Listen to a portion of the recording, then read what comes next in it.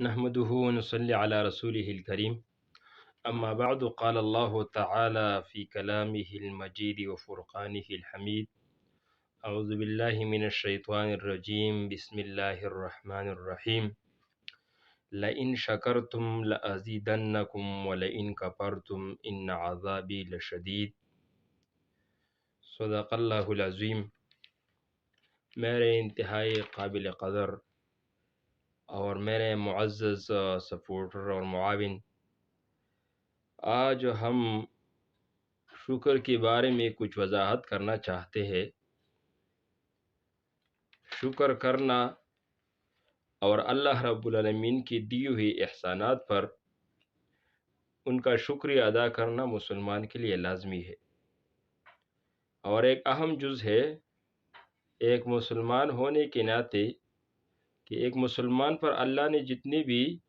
نعمتی کی ہے ان کا شکر ادا کرنا مسلمان کے لیے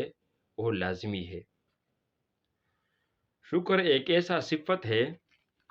کہ جس کے وجہ سے انسان اعلیٰ مراتب اور اعلیٰ مقامات حاصل کرتے ہیں، اور ناشکری کی وجہ سے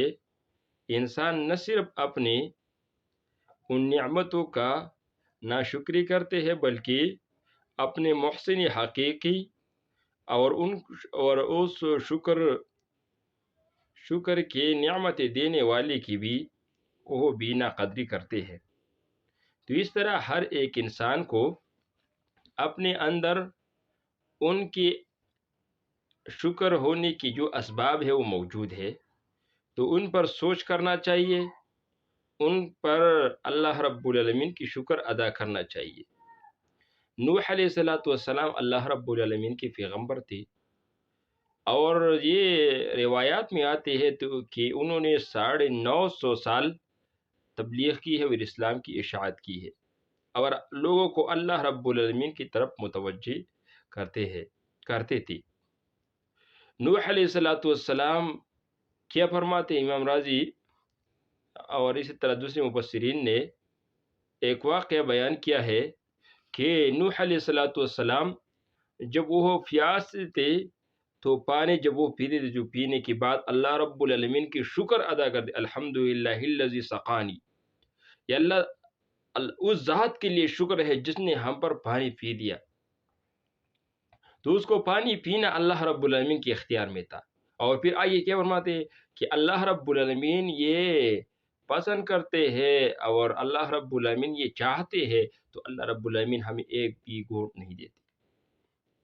یعنی ایک قطرے کا پانی بھی نہیں دیتے، تو پانی پینے پر اللہ رب العالمین کی شکر ادا کرتے تھے۔ جب وہ کھانا کھاتے، الحمدللہ الذی اطعمنی، اللہ رب العالمین اور اس ذات کے لیے شکر ہے جس نے ہم پر یہ کھانا کھلایا، اور وہ چاہتے تھے تو ہمیں بھوک کے بے رہتے تھے، یعنی اللہ رب العالمین چاہتے تھے تو ہمیں اسی طرح بھوکا رہنا اللہ رب العالمین کے ہاتھ میں تھا، تو ہمیں بھی بھوکا رہنا ہمارے مقدر ہوتا۔ تو اللہ رب العالمین کا شکر ادا کرتے ہیں، اس پر الحمدللہ کہتے ہیں اس پر کہ انہوں نے ہمیں طعام دیا، خوراک دیا اور کھانے کے لیے چیزیں دی۔